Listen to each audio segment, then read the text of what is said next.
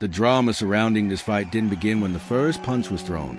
It started the moment the two men stepped into the ring, carrying not just their records, but their identities, their pride, and everything they had fought for up to that point.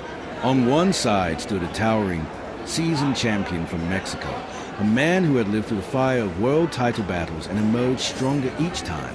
On the other, a compact force of nature from Liverpool, England, a fighter whose size might have suggested limitations, but whose energy, aggression, and raw hunger told a completely different story. As the introductions echoed through the arena, you could already feel the contrast.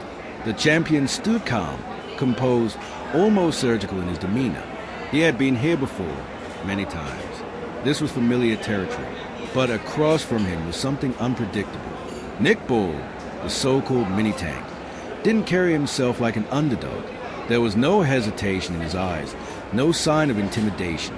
Instead, there was something far more dangerous. Belief. The bell rang, and instantly, the tension snapped. From the opening seconds, Bull made one thing clear. He wasn't here to survive. He wasn't here to learn. He was here to take something.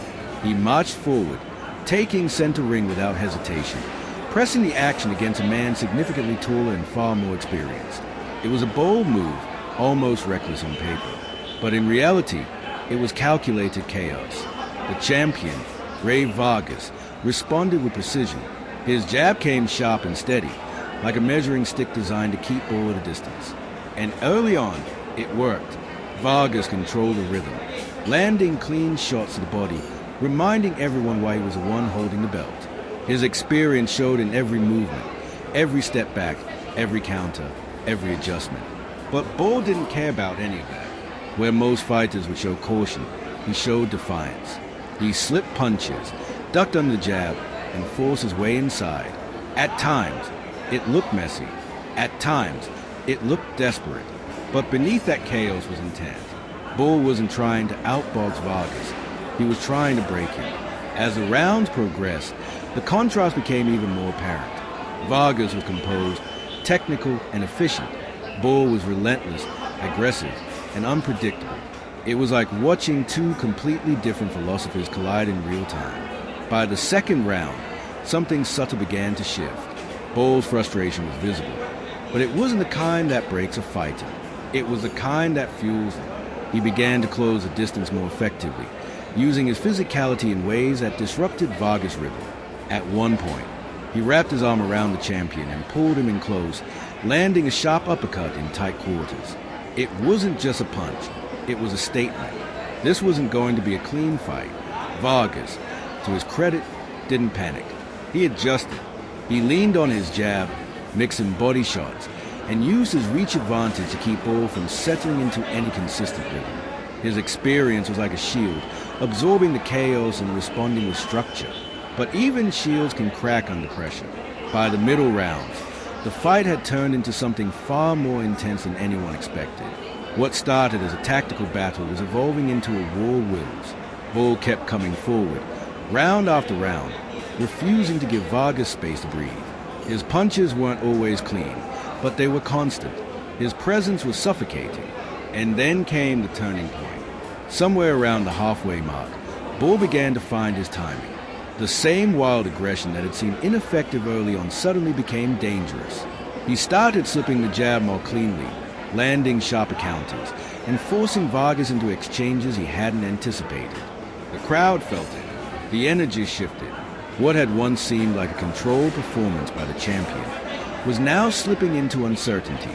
Vargas was still landing, still scoring, but Bull was no longer just chasing the fight. He was influencing it. There was a moment, a brief exchange, where everything seemed to click for Bull. He closed the distance, landed clean, and for the first time, you could see Vargas react. It wasn't dramatic, but it was enough.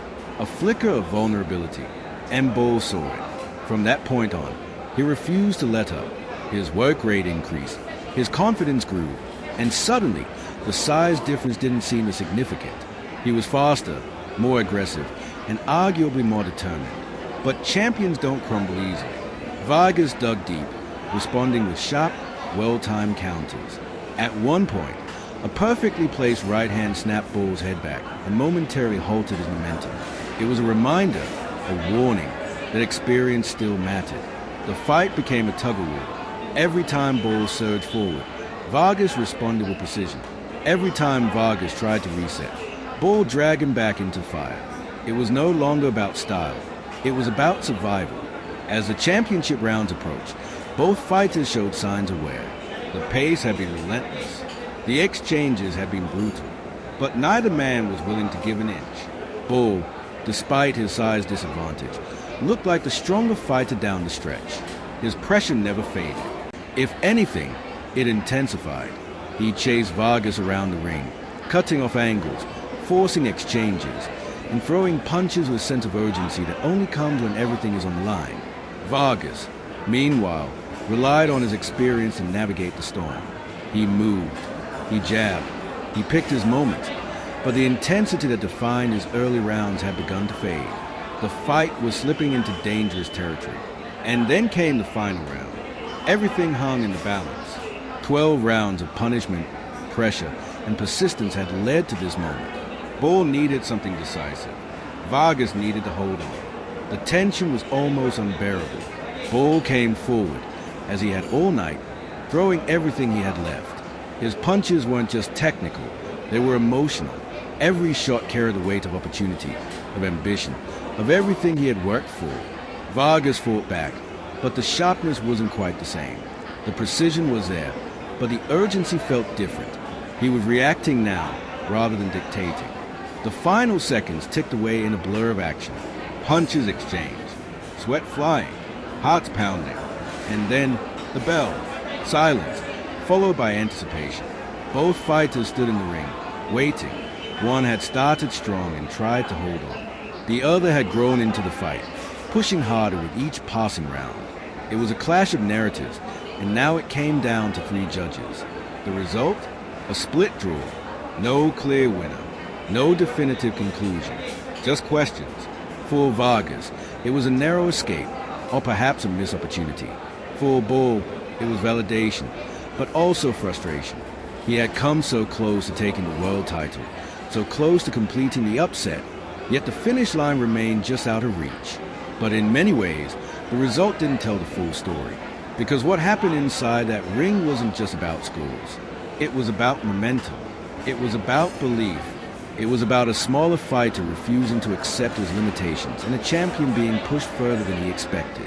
It was about a fight that started one way and ended completely differently. And now, the question remains, who really won? Was it the experienced champion who controlled the early rounds, or the relentless challenger who finished stronger and left everything in the ring? That's for you to decide. Did Nick Bull do enough to take the title? Or did Rey Vargas' experience and early dominance secure the draw? Let me know your thoughts in the comments.